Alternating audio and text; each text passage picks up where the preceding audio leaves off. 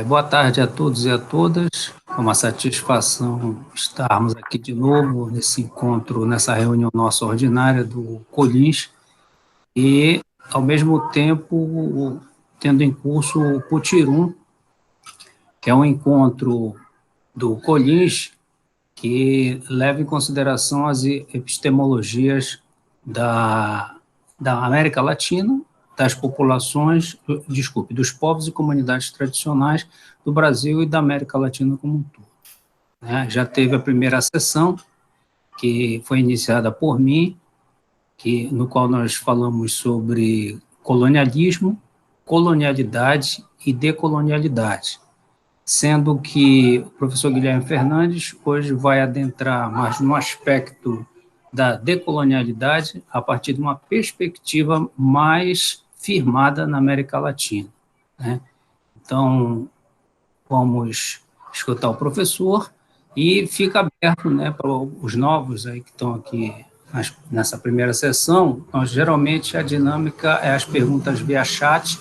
Eu não sei se o Guilherme vai fazer intervalo ou as perguntas vão ser todas ao final da apresentação. Não sei como é que ele vai trabalhar, né? Mas, de qualquer maneira, a pergunta fica no chat e depois o nosso amigo aspirante a psicólogo, Zé Cabaleiro, ele repassa essas perguntas para que a gente faça aqui as colaborações, o Guilherme faz as correções e inserções do assunto.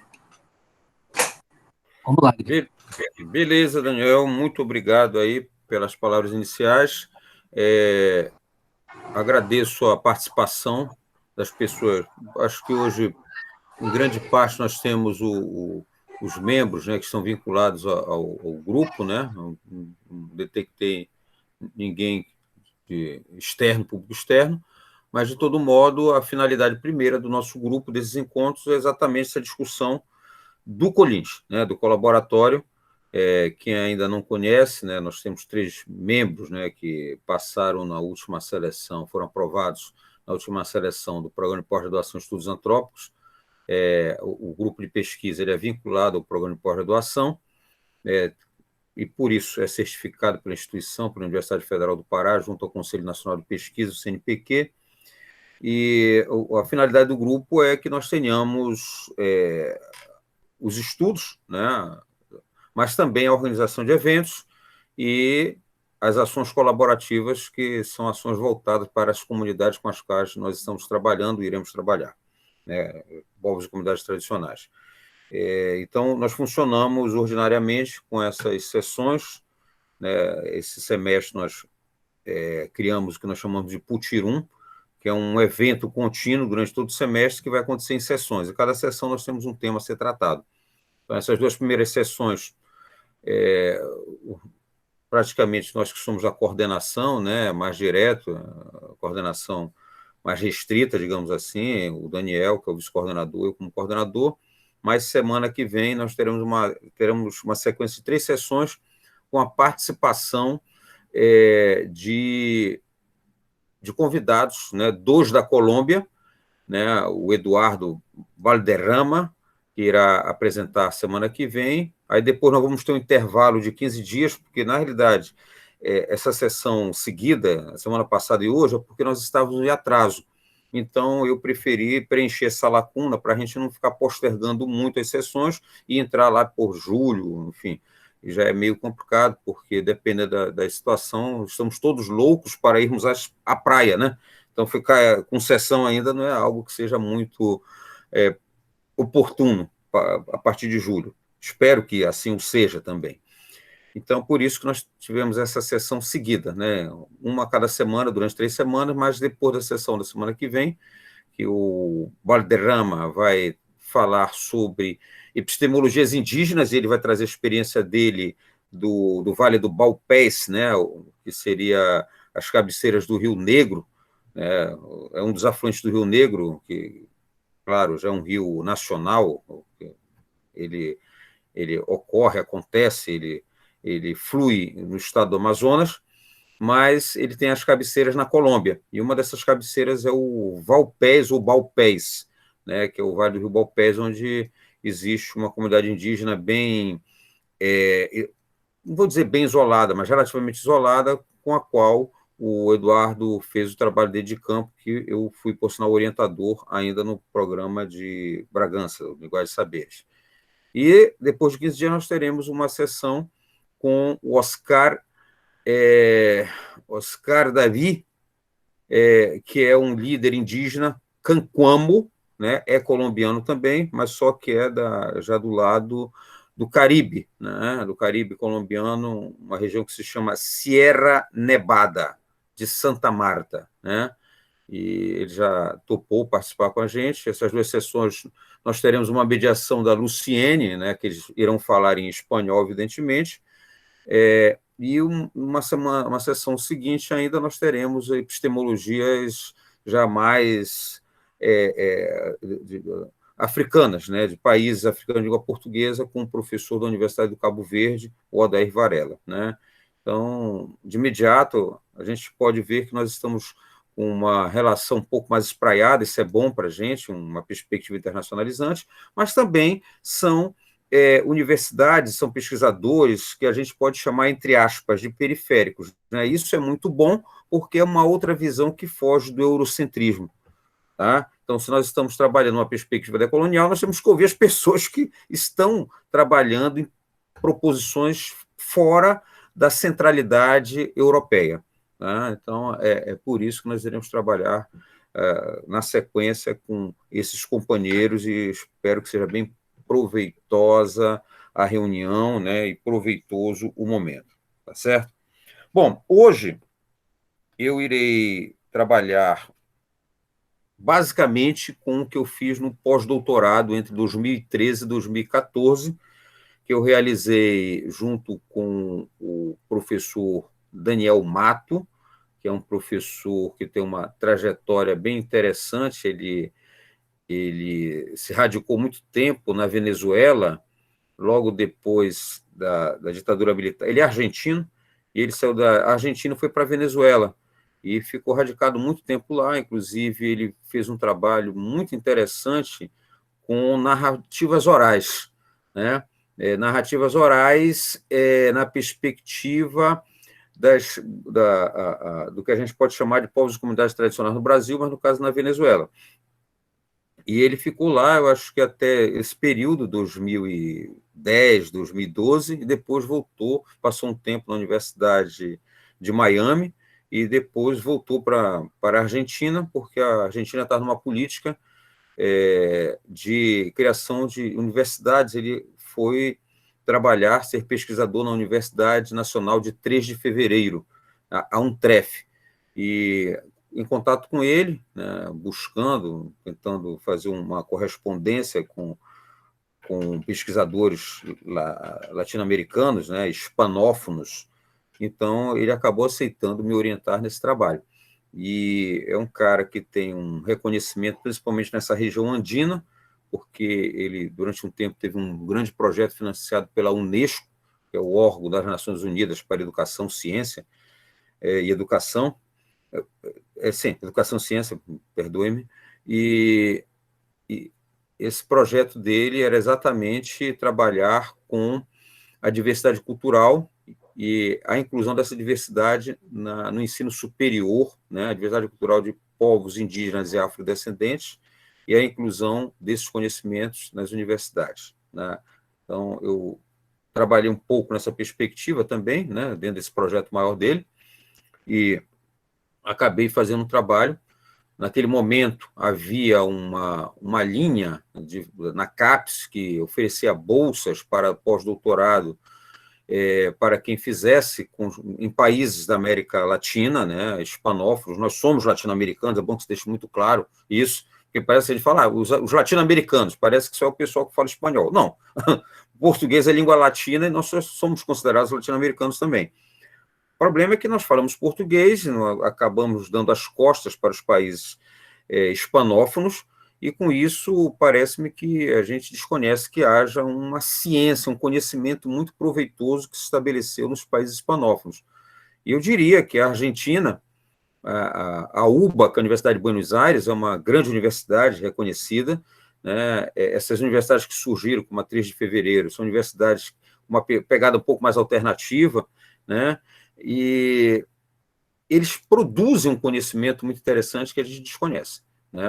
Os próprios teóricos, tanto colombianos quanto peruanos, que eu tive mais contato, eles são teóricos que têm uma reflexão muito interessante no sentido de uma desconstrução desses conhecimentos já verticalizados, né, do eurocentrismo, né? E o Daniel Mato, ele hoje em dia ele tem ele coordena uma rede chamada Rede ESIAL, ESIAL, ESIAL, que é educação superior e povos indígenas e afrodescendentes na América Latina, né? Então, ele trabalha com as várias experiências de inclusão de saberes. Então, não é à toa que o Collins ele vem um pouco dessa minha experiência também na Argentina, por isso que nós temos lá inclusão de saberes no nome do Collins, tá? Porque ele tem uma sacada muito interessante. Ele diz que não adianta você incluir pessoas na universidade tão somente, você tem que incluir os saberes. Porque pessoas nós fazemos, que são as cotas, mas enquanto a gente não trouxer o conhecimento do indígena para compor os nossos currículos, não trouxer o conhecimento do quilombola, não trouxer o conhecimento das populações tradicionais, né, não trouxer o conhecimento de uma intelectualidade não acadêmica, né, o que vai continuar prevalecendo é o saber universalizante da ciência, que é exatamente isso que o Daniel Mato trata no texto dele chamado No hay saber universal, la colaboración intercultural es imprescindível, né? Quer dizer, não existe um saber que seja universal. Todos os saberes são relativos às suas condições de produção, né? Quem leu minimamente o texto observa logo no início que ele trata desse aspecto. Inclusive, lá pelas tantas, eu destaquei aqui um ponto que eu gostaria de ler. Só um minutinho aqui, eu marquei, cadê? Está aqui.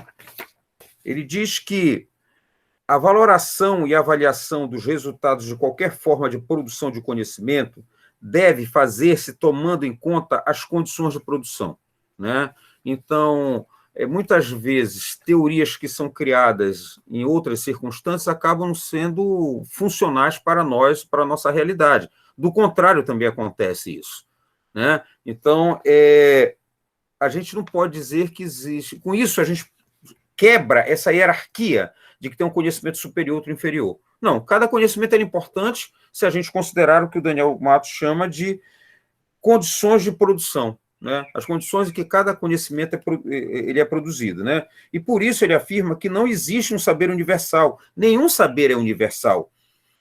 Todos são relativos às condições em que são produzidos, né? Então, isso é uma coisa que quem já acompanha também as minhas orientações, eu sempre chamo a atenção disso, né?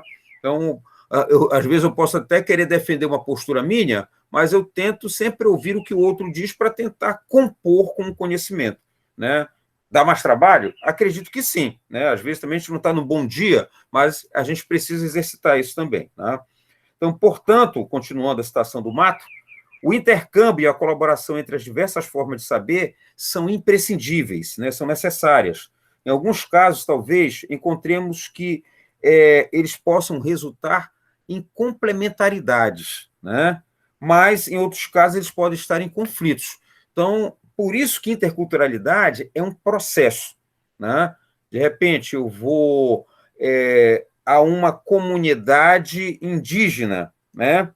E ali eu vou observar que as pessoas,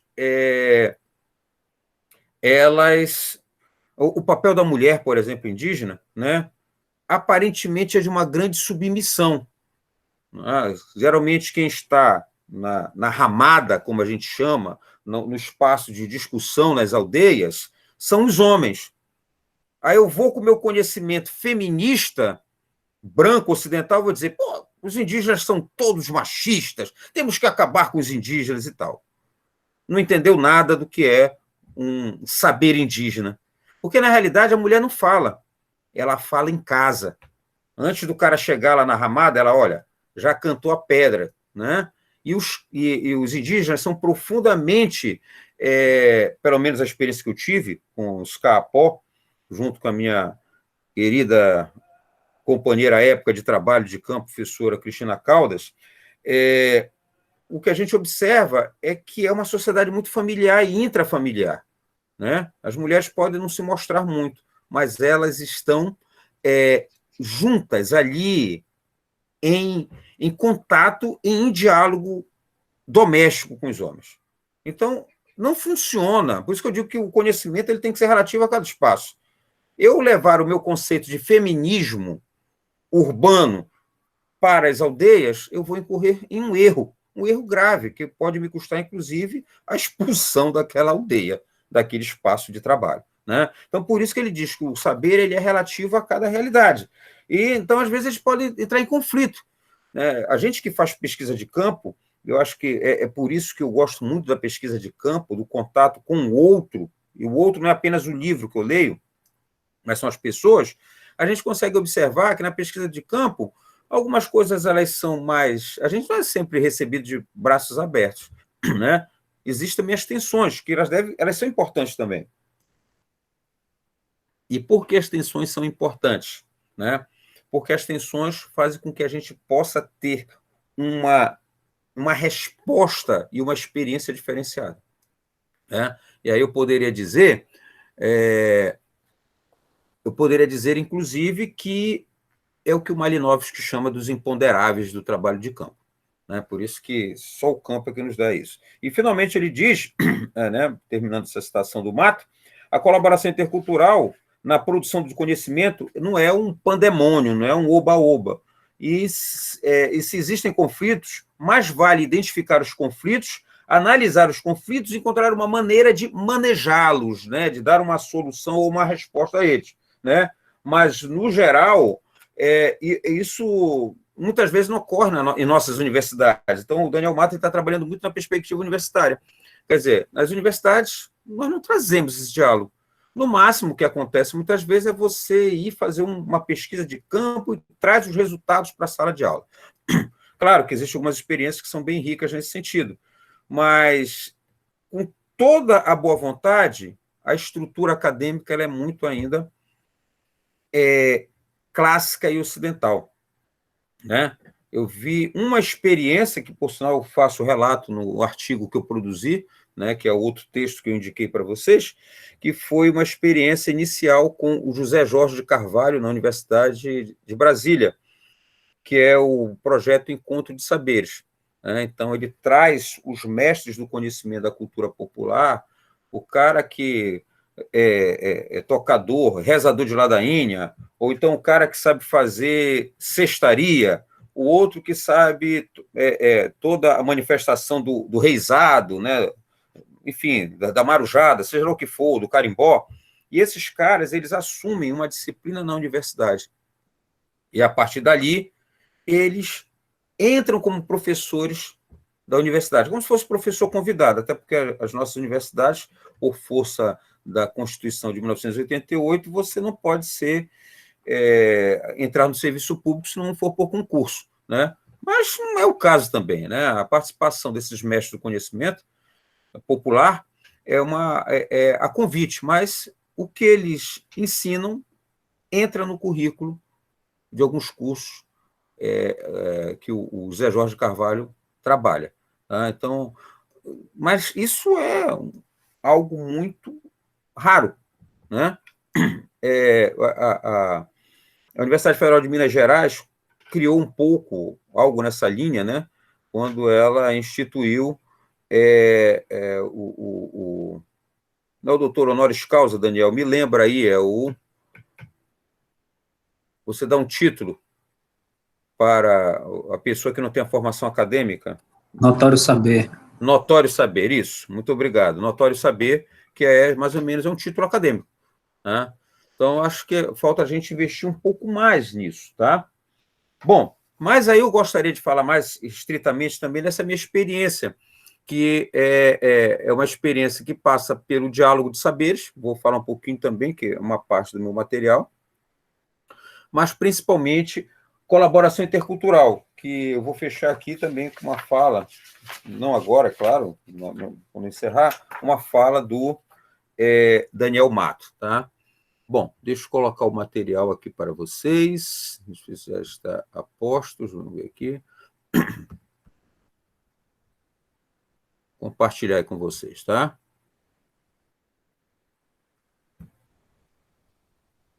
Já está sendo compartilhado? Vocês sabem Já que agora... sim, professor. Tá, obrigado. Bom, então esse aqui é o resultado da pesquisa pós-doutoral, né? Colaboração intercultural na educação superior, né? Na universidade lá de 3 de fevereiro, de Buenos Aires. Como eu falei para vocês, eu tive um financiamento, uma bolsa da Coordenação de Aperfeiçoamento do Pessoal do Nível Superior, a CAPES, né? Coisa que não existe mais, principalmente se for para países latino-americanos, né? Eu trabalhei com o conceito central de colaboração intercultural, né? Qual é a diferença da colaboração intercultural para multiculturalismo e hibridismo cultural? Porque a colaboração intercultural ela é um processo, né? Ou seja, esse conceito ele não implica na geração de um produto final, como, por exemplo, se eu fosse pressupõe também um contato entre duas ou mais culturas, é claro, né? Mas, normalmente, o multiculturalismo e a hibridização ela é uma relação muito mais díspare entre uma cultura dita superior e uma cultura inferior. E aí, às vezes, a cultura inferior, entre aspas, né, os praticantes, eles têm que encontrar um subterfúgio para burlar essa cultura oficial para poder se manter. E aí nós temos vários exemplos de manifestações na cultura brasileira que passaram um pouco por esse hibridismo, né? O próprio sincretismo religioso da correspondência entre entidades do candomblé e santos da Igreja Católica é um exemplo disso, né? Mas não que isso seja algo detratável, não, de forma nenhuma. Foi a maneira como historicamente se encontrou para sobreviver uma cultura ancestral, tá? Então, isso é um exemplo mais claro de hibridização, né? Você gera um terceiro produto, digamos assim, uma manifestação. É diferente com a interculturalidade. A interculturalidade é uma relação de negociação constante, né? Em que você, por vezes, ganha, às vezes você perde, né? Um exemplo clássico disso aí é o que acontece, a experiência, eu já falo um pouco da experiência de um dos países que eu estive, em 2013, que foi a Colômbia, e eu tive oportunidade, depois eu mostro ao final as fotos, de entrar em contato com o resguardo de Guambia, dos guambianos, né, que é uma etnia, e o resguardo é como se fosse uma aldeia. E lá eles têm uma universidade intercultural deles. Eles criaram e que é válida no território deles. Então, qual é a luta hoje em dia? Fazer com que as pessoas que sejam formadas nessa universidade indígena tenham o seu diploma, o seu curso validado fora do território indígena.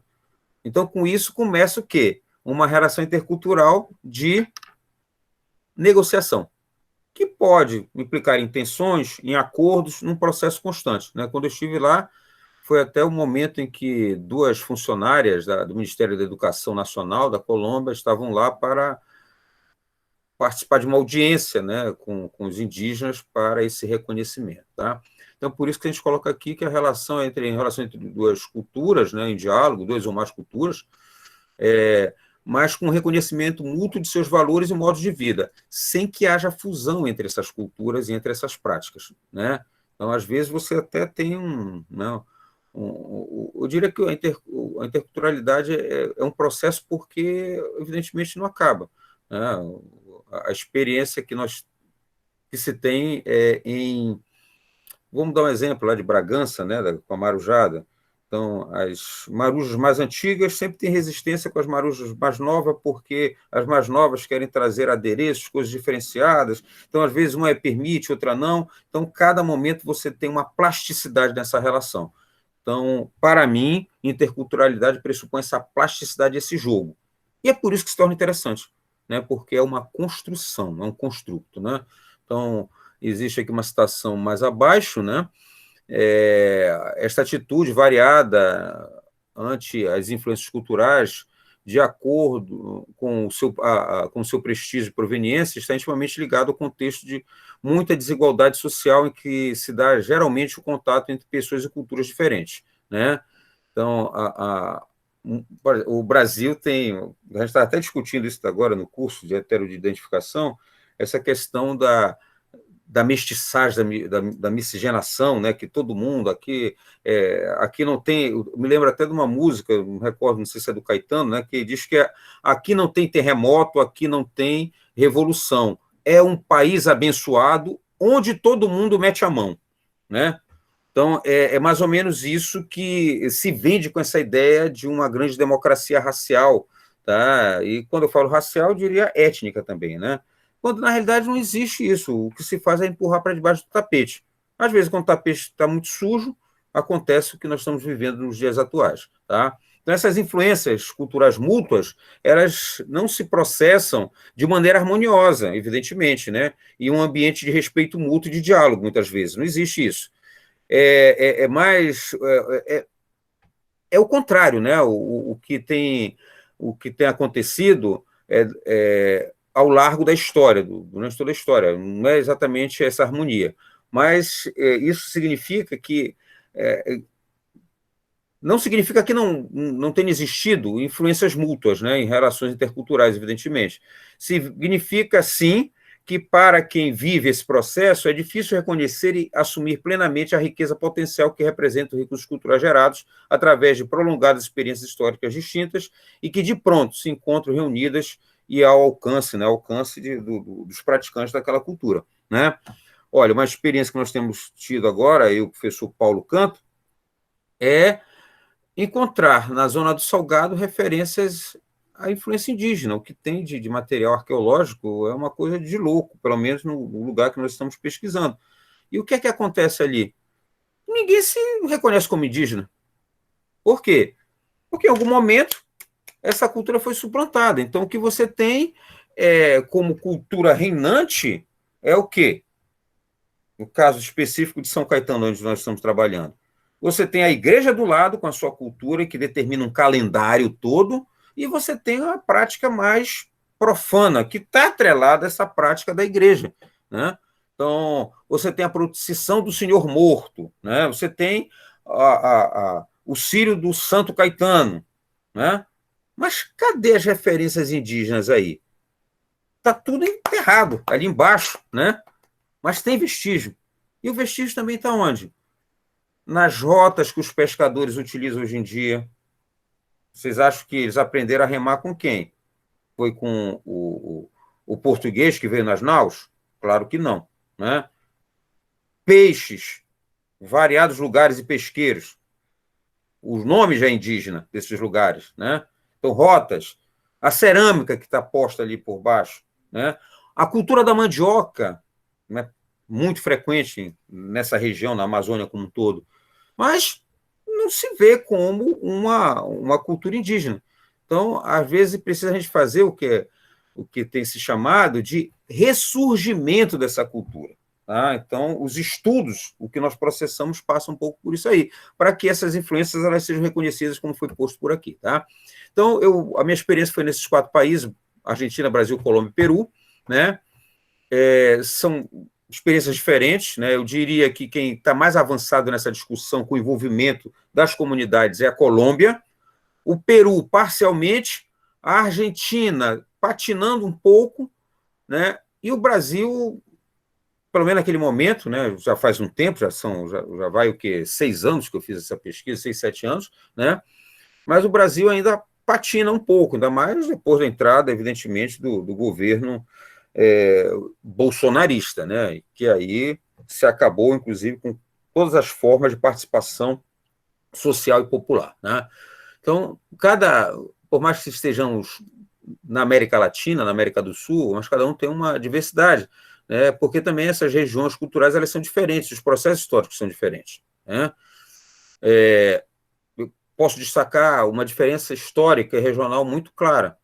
Países como Argentina, Colômbia e Peru tem uma acentuada população indígena, né? E essa população indígena ela é bem organizada desde os anos 60 e 70, em associações, né? Olha, um exemplo, no Peru, a Constituição do Peru coloca muito claramente que a língua quechua, ou quichua, é língua oficial nos territórios indígenas.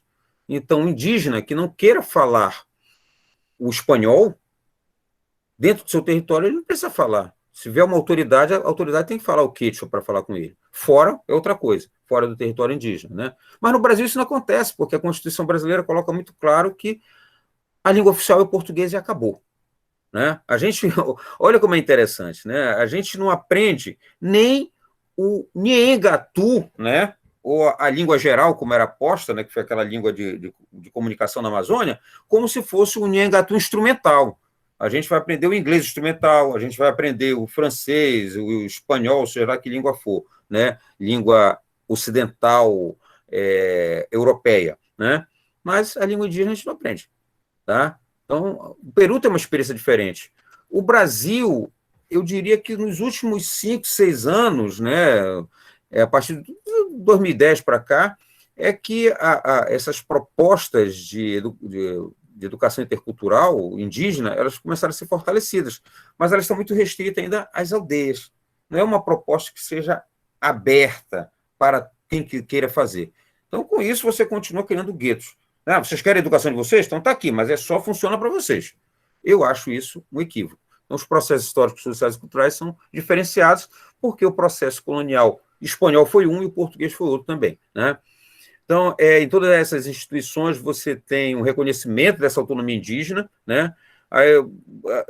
Inclusive, eu ia verificar essas propostas na educação superior, tanto de indígenas quanto de afrodescendentes. Eu acabei abandonando o afrodescendente porque não existe. Né? Todos os negros, né, sejam pretos ou pardos, né, no caso do Brasil, eles estão na instituição clássica, educacional, do ensino superior. Não existe uma universidade negra. Quer dizer, tem uma proposta que é a Universidade de Palmares, que, na realidade, é um branqueamento de uma proposta supostamente quilombola, porque, na realidade, eles não... não se ensina nem as entidades da Umbanda e do Candomblé. Eu não vi nada sobre isso. Né? Então, acho que isso já é um problema, porque você já alija um conhecimento ancestral. Tá? Então, por isso que eu acabei não falando dos afrodescendentes, porque não há propostas. Né? Até aquele momento não havia. Tá? Então, aqui, ó, todos reconhecem, mas tem as contradições. No Brasil só tem um português como língua oficial. Na Colômbia, a Lei 30, que seria o correspondente à nossa LDB, não reconhece as universidades próprias, por isso que, quando eu estive lá, os técnicos do Ministério da Educação Nacional estavam negociando ainda. No Peru tem uma coisa muito louca. O Peru ele é acentuadamente indígena, muito marcantemente indígena, eu diria até mais do que a Colômbia. Né? Você vê pelo próprio fenótipo das pessoas. Né? Então, lá teve um político que ele aprovou 4 universidades interculturais para indígenas, mas ficou só no papel, porque não tinha estrutura, não tinha prédio, não tinha professor, não tinha nada. Né? Na Argentina, tem uma diferença aí entre proposições serem nas universidades ou em institutos, como no nosso caso seria o IFPA. Né? Existem propostas em institutos, naquele momento havia, mas elas têm menos visibilidade do que uma proposta em uma universidade que você amplia o leque de informações para uma formação muito mais ampla de profissionais. Né? Normalmente, quem propõe essas universidades indígenas ou cursos de formação para indígenas, né, são as próprias instituições indígenas. Né? Pode ter um ou outro político, o próprio governo, mas acentuadamente são as instituições.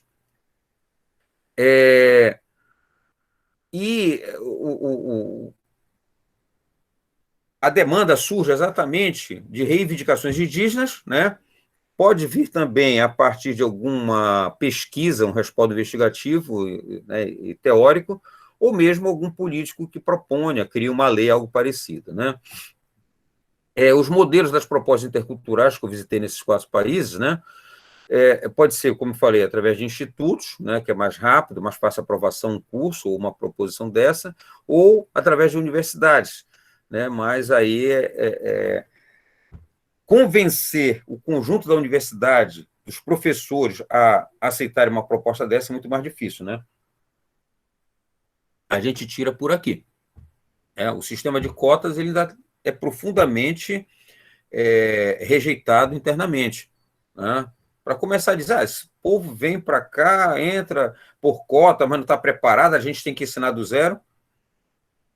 Isso é o país que nós vivemos, né? Então, a gente tem uma dívida histórica e social que a gente vai ter que dar conta disso. Não sei como, mas tem que dar conta, né? Que mais aqui? Pode ser propostas monovalentes, ou seja, eu só trabalho com uma etnia, né? Por exemplo, vou criar uma universidade indígena para os Tembé. Então, é só com esses indígenas. Ou pode ter, como eu vi na Argentina, bem interessante, um instituto, né? Em que você tinha 3 ou 4 etnias. Mas o que é que acontece aí? Né? Deixa eu ver se está posto aqui mais adiante. Tá? Aconteceu lá, na Argentina, até no interior, foi em Sanz Peña, no Chaco argentino, já na fronteira com o Paraguai. Eu estive lá e havia uma etnia, que era maior número, que ela tinha sido mais urbanizada. Então, na realidade, eles nem tinham mais uma língua própria, né? Um pouco parecido com os Tembé aqui. E, como eles eram mais urbanizados, eles sabiam mais o espanhol e tal, né? Tinha uma outra etnia que era um pouco mais alijada, mais segregada, mais fechada, mas que mantinha mais a sua cultura e ainda traços da sua língua original. Essa etnia mais isolada, eles sofriam bullying dos outros indígenas. Por quê? Porque quando eles falavam o espanhol, eles falavam, entre aspas, né, não adequadamente ao padrão, né, da língua oficial. Por quê? Porque a experiência deles é outra. Aí esses indígenas que eram mais urbanizados sacaneavam com eles. Então, ficou uma coisa meio louca, né? Mas que era verdade. Alguém quer falar alguma coisa aí? Abriu o microfone? Guilherme, aqui não está passando os teus slides. Ah, não, tá seguro aqui. Passou agora? Oi? Não, professor, acho que está passando só para o senhor. Deixa eu sair aqui, então, só um minutinho. Deixa eu voltar aqui. Eu vou parar a apresentação e eu vou inserir novamente, tá? Aí vocês me digam aí.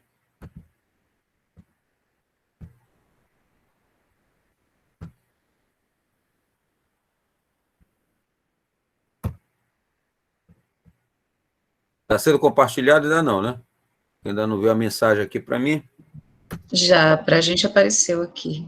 Está aparecendo os slides? Ele está parado no quinto. Tá. Deixa Especificidade das propostas interculturais. Tá, então é aí mesmo. Vou retomar aí. Ver se vai continuar. Vai continuar aí? Está na especificidade? Tá sim, está na tela, professor. Tá ótimo, então. Obrigado. Então, essas propostas, elas precisam ser compartilhadas entre tanto as comunidades indígenas, né? Aí, no caso do Brasil, eu abro o leque, né? Eu diria os povos e comunidades tradicionais, né? Caso haja uma proposta nesse sentido também, quanto com as instituições com as instituições de Estado, né? Por quê? Porque teve um caso interessante lá foi no Peru, né? No interior do Peru. Papai. Espera que entrou uma criança aqui. Vai lá, filha. Tá. Em que eu cheguei, eu acho que foi em maio, né? E eu cheguei e não tinha nenhum aluno na instituição, em Iquitos, né? Na Amazônia peruana. E naquele momento tinha chegado, eu não sei se chegou material para eles, ou não, fizeram uma chamada, acho, de bolsas. Só que, pelo calendário indígena, era período de colheita, estava todo mundo fora. E abriram o calendário para oferecer bolsas, apoio, né, para os indígenas, só que nenhum se inscreveu, porque nenhum estava lá. Então, o que é que acontece? É um calendário que tem que ser próprio para essa realidade, né? E aí, claro, um currículo, enfim, algo nesse sentido. Então, a gente tem que ter um olho específico para essas propostas, né? É bom que os docentes tenham uma formação variada, interdisciplinar, intercultural. Um dos problemas, somente em etnias que ainda têm uma língua viva, uma língua própria, é que os professores que vão dar aula, normalmente são professores da cidade, que não têm nem pelo menos uma formação linguística para tentar entender, né, e estudar a língua. Então, isso também é um problema sério, né? Conhecer a língua minimamente, com algumas palavras, é extremamente importante, né? Além de um orçamento, né, adequado para que se garanta essa legalidade das propostas. Passou aí, gente? O slide? Eu mudei aqui. Não, professor. Não. Permanece, Guilherme, parado ainda. Eu acho que é um problema na plataforma. Eu estava em outra sala e também não estava funcionando. É o mesmo problema, né? É, o mesmo problema. Sobrecarregado. É, muita gente surfando no Meet. Passou agora. Passou, mas passou para onde? Desenhos curriculares? Isso. Tá, mas não está ampliado, tá? Os vários quadrinhos, não é não? Isso. Tá, então vou deixar assim, que eu acho que é melhor passar assim. Passou agora? Passou. Tá, então vou usar assim, pelo menos a gente tenta ver melhor. Desenhos curriculares. Então, no início, essas propostas tinham um cunho antropológico muito grande. Então, os currículos, né, os desenhos, o que tinha de disciplina ligada à antropologia, trabalho de campo e tal, mas começou a se observar que não é um curso de antropologia para indígenas, mas era um curso de formação de professores indígenas, especificamente. Então, começou a se observar mais o caráter pedagógico, né? Só que também tem um problema, né? Alguns cursos já abandonaram a perspectiva da diversidade, né? Da compreensão das culturas que o aporte antropológico poderia dar. Então, a gente tem que ter mais ou menos um meio termo em relação a isso, né? Por isso que eu coloquei aqui aspecto mais pedagógico, mas com caráter etnográfico, né? Os planos de estudo são mais ou menos o que a gente faz aqui também, se tratando de educação do campo, e algumas propostas interculturais indígenas, né? Que é a alternância, uma parte na sala de aula, outra na sua comunidade, né? Problematizar a realidade. Eu vou depois enviar para vocês, porque eu acabei não registrando aqui, mas essa proposta do Peru é muito interessante, porque, inclusive, eles têm... os TCCs que os alunos fazem são todos TCCs para resolver problemas nas suas comunidades. Então, tem coisas assim interessantíssimas, né? A construção de uma ponte baseada no sei lá das quantas, né? Então, a melhora da qualidade da planta tal. Então, são coisas que vão... É um conhecimento que vai voltar para a comunidade deles. Né? Então, é uma problematização da realidade. Né? Então, são propostas pedagógicas, né? Que pressupõe essa intervenção no espaço, né, essas reflexões e conclusões. Então, isso, para mim, foi algo muito, muito positivo na experiência com esses cursos. Tá? As seleções que acontecem, um dos problemas é que alguns só falam a língua aborígene, que eu coloquei aqui, a língua nativa. Né? Então, é a necessidade de se fazer avaliação que considere também essa perspectiva desses caras lá, né, do público nativo. Né? Então, tem uma entrevista, né? Deve haver uma conclusão, tem uma prova de redação, normalmente na língua nacional, em alguns casos acontece também uma prova na língua original, né? E, às vezes, uma prova de conhecimento geral específico. Né? Então, a questão é a busca da uniformização dessas seleções pelos governos. É o fenômeno que houve no Brasil quando você coloca o Enem como a grande plataforma de avaliação para acesso ao ensino superior. Então, para esse público diferenciado, isso não funciona muito.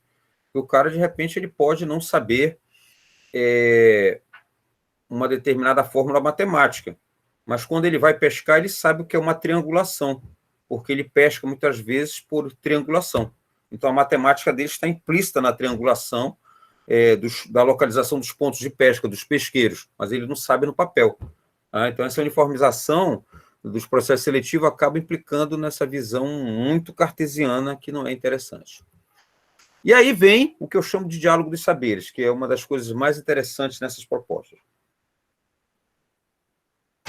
Que, para mim, é o processo de decolonialidade, principalmente, né? Esse diálogo, eu diria que são duas questões, é a educação dos sentidos e o diálogo dos saberes. Acho que a educação dos sentidos está logo depois, exatamente. O diálogo é entender que entre um saber mais universal, só para referir-me ao Daniel Mato, e um saber mais localizado, muitas vezes a gente tem que buscar equivalência entre esses saberes, né? Olha, o que o cara aqui ele utiliza para contar a máquina de calcular na nossa universidade, mas lá o outro utiliza o ábaco, né? Aquela coisa que vai contando e tal.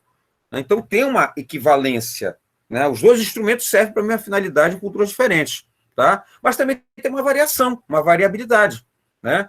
Até porque, de repente, para mim, pode ser interessante tão somente eu saber as 4 operações.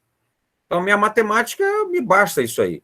Então, também tenho que ter esse reconhecimento, né, para saber qual é a necessidade de cada comunidade em relação a isso. E isso produz uma diferença. E a diferença que eu diria que traz a riqueza, né? Porque existem, nessa correspondência entre os saberes, existem aspectos intraculturais, que são próprios de cada cultura, não tem como traduzir de uma cultura para outra, né? Tem aspectos que podem ser traduzidos e tem aspectos que são da condição humana, não propriamente de uma cultura, transculturais, tá?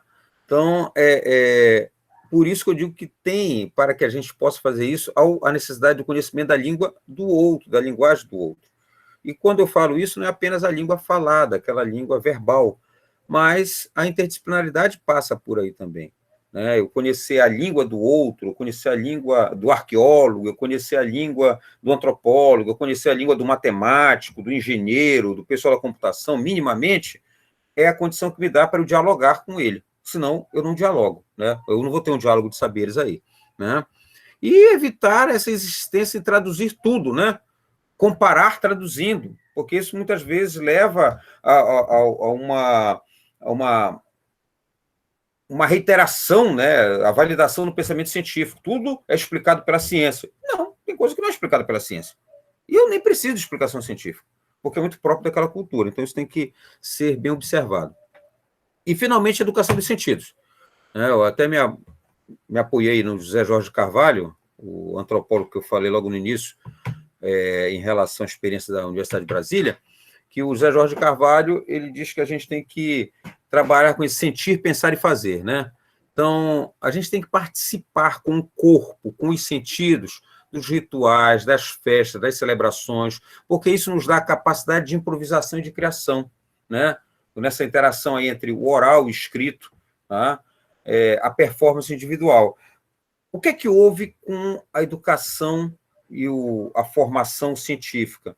Ela distanciou o sujeito do objeto, porque nós criamos muitos instrumentos que mediaram essa relação, né? Até, por um lado, isso foi positivo, porque a gente desvendou outros mundos. Por exemplo, eu utilizo o microscópio porque eu consigo ver coisas que eu não vejo a olho nu. E aí eu tive um acesso a um outro mundo que me deu outras respostas. Mas, com isso, eu perdi a capacidade do toque, eu perdi a capacidade da performance, né? Do cheirar, do tocar, do conhecer as coisas pelo tato, né?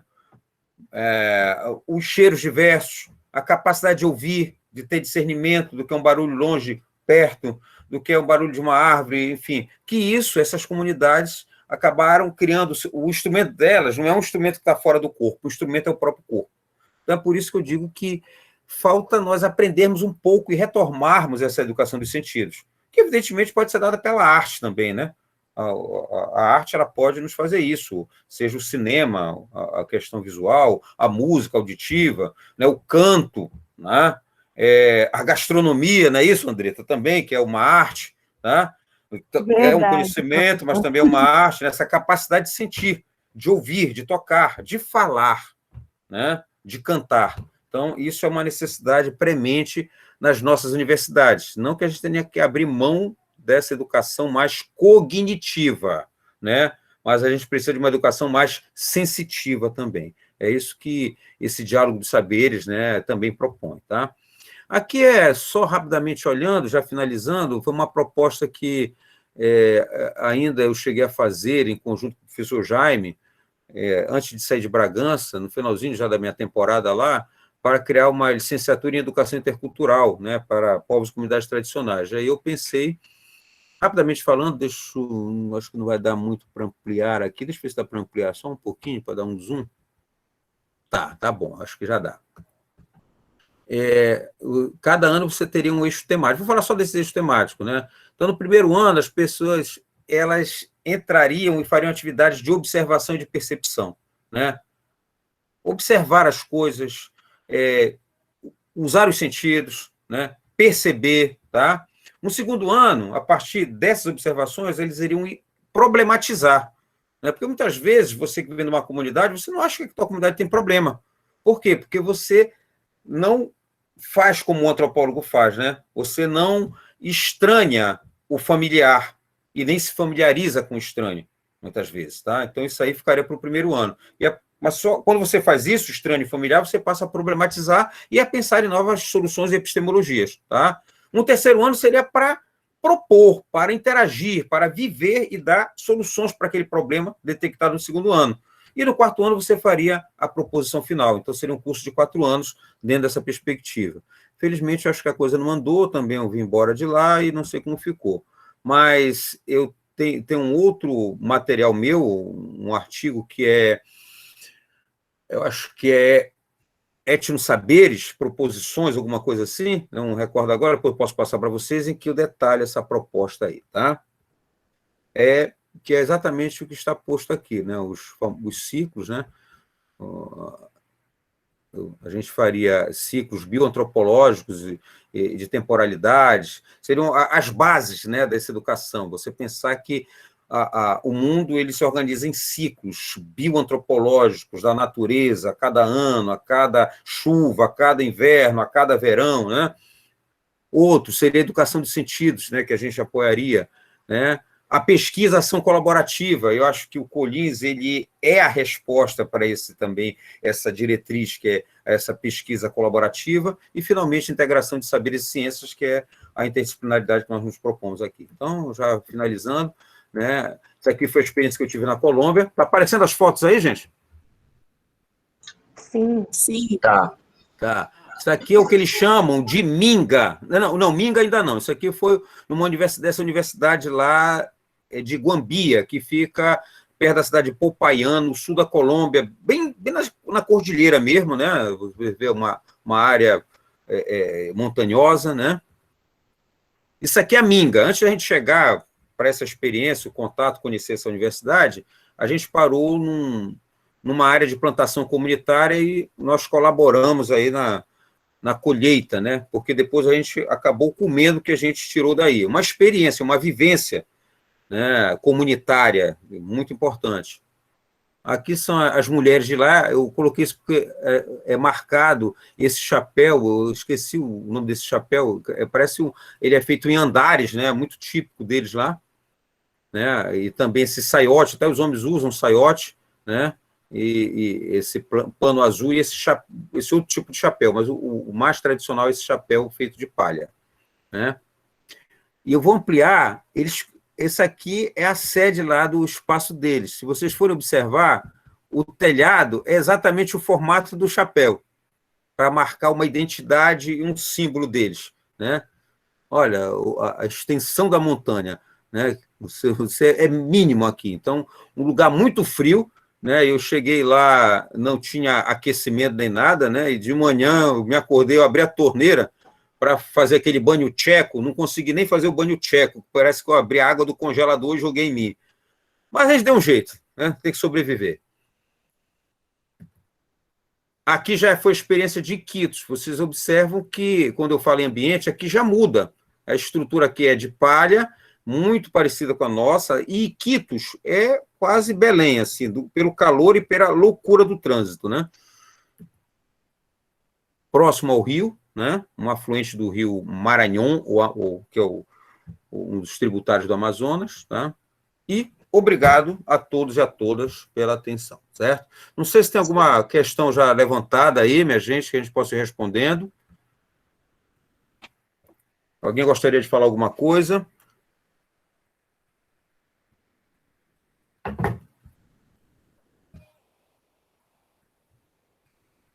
Curiosidade. Oi, professor.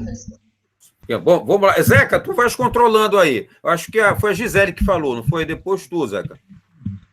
Não, Não, é só curiosidade de saber quanto tempo o senhor ficou lá na Argentina, se foi integral ou se era em módulo, se eu ia e voltava da Argentina ao Brasil, como foi esse processo?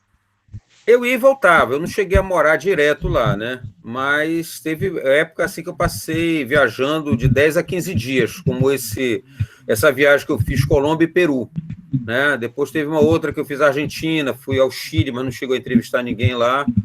Também fui a Roraima, né? A experiência brasileira. Então, o pós-doutorado, ele não é um título, né? O pós-doutorado, ele é um estágio que você faz. Ele não acrescenta. Por mais que a gente coloque pós-doutor e tal, é só para dar uma carteirada, como eu digo, né? Mas, exatamente por isso, ele é mais flexível. Então, o pós-doutorado é um estágio que você faz num determinado grupo de pesquisa ou com um determinado professor. No meu caso, foi o Daniel Mato, né? E, ao final, eu produzi um artigo como resultado dessa experiência. Diga, Zequinha, agora. Professor, a Elane, né, fez uma pergunta aqui. Ela queria saber se a Umbanda pode ser considerada como um processo de hibridização cultural. Olha, Pois é. sim, essa pergunta, né? Sim, na verdade é porque tu falaste que da diferença aí entre colaboração intercultural, dizendo que Interculturalidade, especificamente. é um processo que não gera um produto final. E aí tu falou que é diferente do multiculturalismo e da hibridização cultural. E nesse sentido que a Umbanda, ela surgiu como uma religião brasileira a partir dos cultos africanos, do candomblé, dos rituais indígenas e do catolicismo. Poderia ser considerada um produto? Poderia ser considerado? Eu diria que, em princípio, sim, né? Porque você tem um ritual já instituído ali. Por mais que você tenha várias linhas na Umbanda, né? Sim. Então, o processo ele continua. Mas, em princípio, porque, por mais que existam várias linhas, existe uma certa estrutura recorrente, né? Você tem a linha dos índios, dos caboclos, dos preto velho, não é isso? Né? Você tem a linha das águas, né? Enfim. Então, tem, acho que o da mata, né? Sim. Mas, em princípio, você teria. Mas, como? Aí é que está a grande questão, né? Que aí a gente tem que fazer uma discussão mais detida em relação a essas conceituações. São processos culturais. Toda cultura ela tem apropriações, ela tem perdas, ela tem ganhos, né? A cultura ela não é estática, né? Então, por isso que acaba sendo um pouco isso também. Mas também, como toda cultura, existe uma tendência a querer se estabilizar, principalmente para quem está no poder, né? Por isso que, às vezes, você tem briga entre a associação de Umbanda, dos umbandistas de Belém, e a mãe, não sei lá das quantas, do terreiro tal, que não se batem muito bem. E um acusa o outro, né? Então, o que a interculturalidade faz, ela não nega isso, ela apenas coloca claramente, né? Ou seja, a gente sempre tem construções parciais, e que por isso que o Mato diz, todo conhecimento é relativo às suas condições de produção, né? Então, a interculturalidade ela apenas diz, olha, as coisas não são ponto passivo, né? Porque às vezes essa imagem que se vende, por exemplo, na indústria turística, né? Como aquilo ali tivesse estagnado, parou, não mudou mais. Não, não é bem assim. Tá? O conceito da interculturalidade veio trazer à luz para dizer o seguinte: o que existe sempre é uma negociação constante, uma relação de hegemonia cultural. Tá? Não sei se eu respondi. Obrigada, Zé. Tá? Obrigada. Mais alguém aí?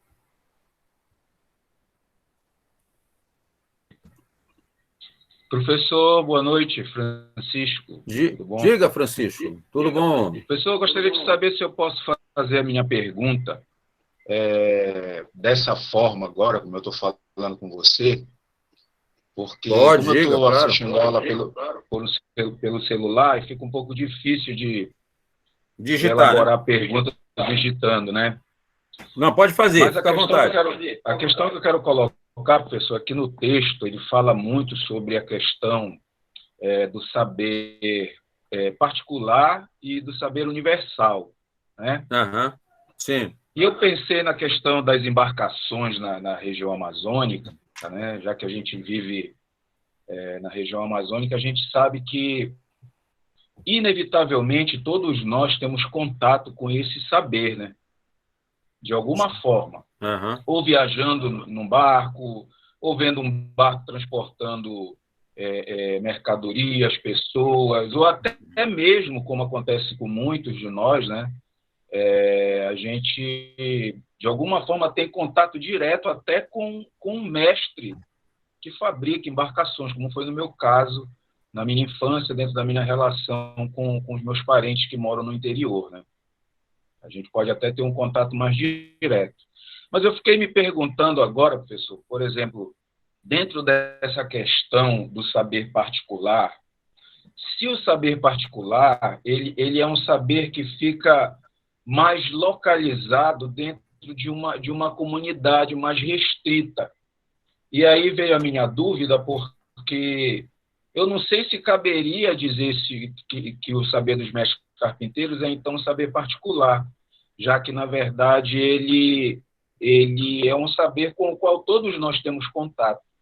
E, ao mesmo tempo, eu gostaria de saber se o saber universal falado no texto é aquele saber que é institucionalizado, né? Aquele saber oficializado, institucionalizado por uma universidade, entendeu? Não sei se deu para o senhor compreender bem essa minha questão. Queria saber como é que fica a questão do saber particular, por exemplo, dentro do conhecimento dos mestres carpinteiros que fabricam embarcações na Amazônia. Tá, Francisco. A primeira questão que a gente tem que considerar é que ele não defende essa classificação. Essa classificação universal, particular, é uma classificação muito mais da academia, né? E ele até diz que é uma classificação preconceituosa, uma vez que, volto a reiterar, ele fala que todos os saberes eles são relativos às suas condições de produção. Quando o Daniel Mato fala isso, ele, em outras palavras, quer dizer todos os saberes têm a mesma importância. Por isso que o título é A Colaboração Intercultural, eu diria, a colaboração entre saberes é imprescindível, né? Inclusive, ao final acho que na página 113, um dos parágrafos inicia assim: a colaboração intercultural nas universidades não pode limitar-se a assegurar vagas para estudantes ou professores indígenas e afrodescendentes, nem aos conteúdos que se que se apresentam nas escolas de antropologia, né? Por exemplo, eu vou fazer uma pesquisa de campo, eu faço uma entrevista e levo a entrevista do cara, né? Então, eu estou compartilhando o conteúdo antropológico, né? Ele diz que não passa por aí. Ele diz que deve começar com o reconhecimento do valor dos saberes dos povos indígenas, das populações afrodescendentes, saber o qual deveria demandar a revisão dos planos de estudos em todas as disciplinas de formação. O que é que ele quer dizer com isso? O reconhecimento desses saberes está na medida que eles sejam incorporados nos nossos currículos. Como eu dei um exemplo agora, porque a gente não aprende língua tupi-guarani instrumental? Deveria, né? Eu só posso dar o reconhecimento adequado do indígena a partir do momento que o conhecimento dele vai estar dentro da minha escola. Porque senão eu vou apenas fazer um favorzinho para ele. Tá, vem para cá, olha. Tu é indígena, tu está precisando de entrar na universidade, eu te dou uma vaga aqui, mas tu tens que aprender o que eu vou te ensinar. Então é como se ele não soubesse nada, fosse uma tábula rasa. E não é isso que o Daniel Matos faz atenção.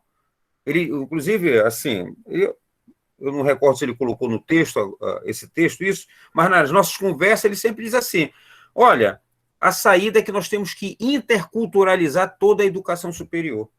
Porque quando você traz o conhecimento do indígena para o currículo da engenharia, para a saúde, de repente, o médico ele poderia também ter uma disciplina lá, benzimentos sei lá, e chás, né, no currículo dele. Por que ele não tem essa disciplina?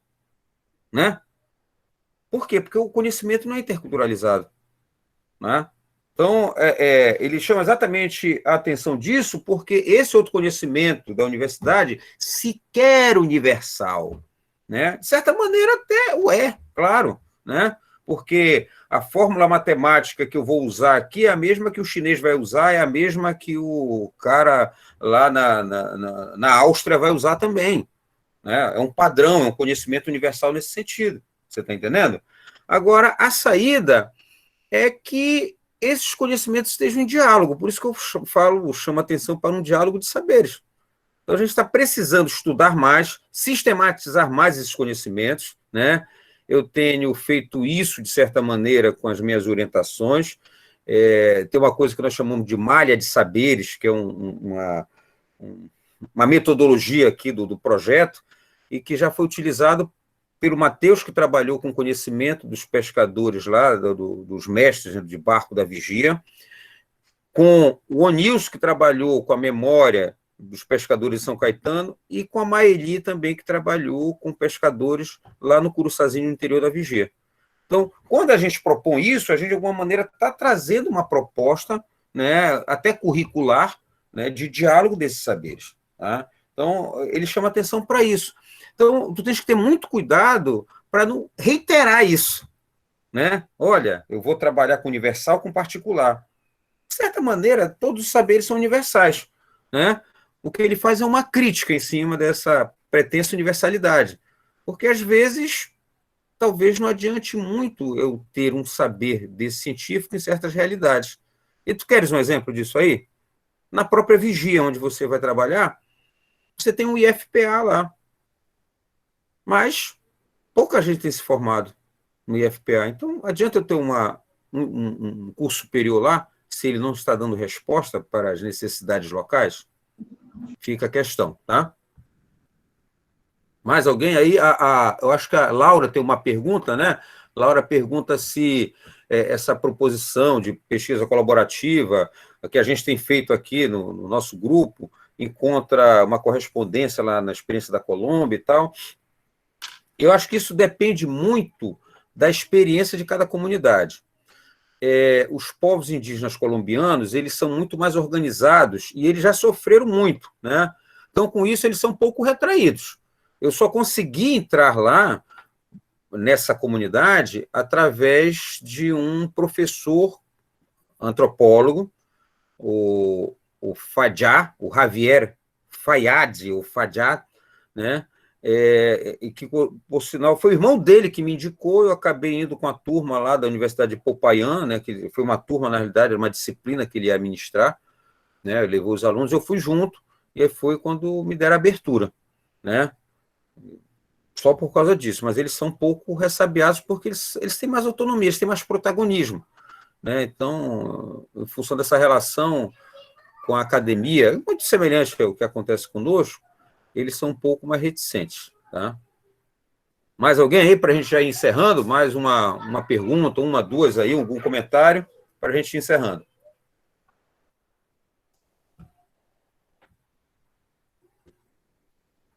Respondi a você, Laura?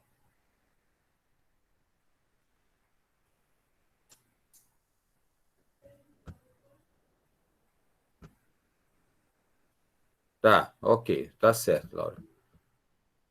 Bom, se não tem mais ninguém, a gente vai passando para os finalmente aí, tá? E aí, professor Daniel, vai falar, Daniel, diga lá. Não, eu queria só contribuir com, acho que é Francisco que perguntou, né? Essa questão, ela é uma preocupação, inclusive, da antropologia, né? O que é particular, o que é universal, né? A gente não chega muito a um consenso. No entanto, dentro da classificação da cultura, né, a gente se preocupa em categorizar a cultura como um todo com traços complexos e padrões culturais, justamente para dar uma possível resposta ao que o Francisco ficou preocupado, por exemplo, na região dele. Tanto para a antropologia, a gente tem um termo, uma categoria que a gente chama de áreas culturais. Um exemplo disso por exemplo, quando você pega um traço cultural, por exemplo, o açaí. O açaí é um traço cultural. E como ele é usado em determinada região. Então, por exemplo, existe semelhança no uso do açaí em determinada região, a gente classifica aquilo como área cultural. Que é o caso, por exemplo, o pessoal do Baixo Tocantins, é muito raro que o uso do açaí não seja parecido. Né? Então, na verdade, não é tanto uma particularidade, né? É um uso de determinada área para um traço comum, até porque o açaí ele tem, né, essa cara de ser do Pará. Mas o uso do açaí como traço, ele é diversificado dependendo da área cultural. Então, na verdade, está mais ligado não a uma universalidade, mas como esse traço ele é utilizado em determinada área com recorrência.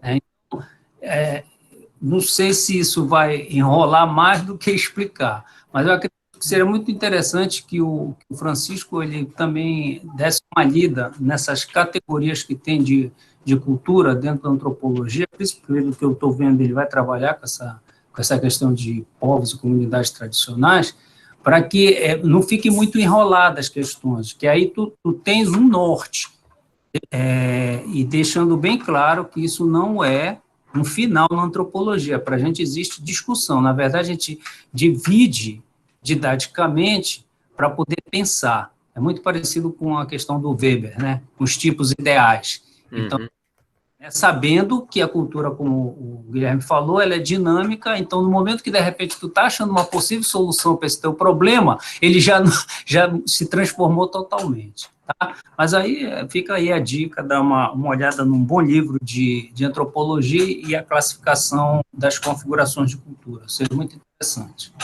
Tá? É só uma colaboração. Eu acho que, inclusive, o pessoal que está começando a acessar agora, depois vocês, evidentemente, vão preencher primeiro uma ficha de compromisso com o grupo, né? A necessidade disso, mas vocês poderão acessar depois o que nós temos de material, né, das nossas publicações, né? Quem é que está responsável de vocês com o arquivo? Era tu, Gisele, ou não?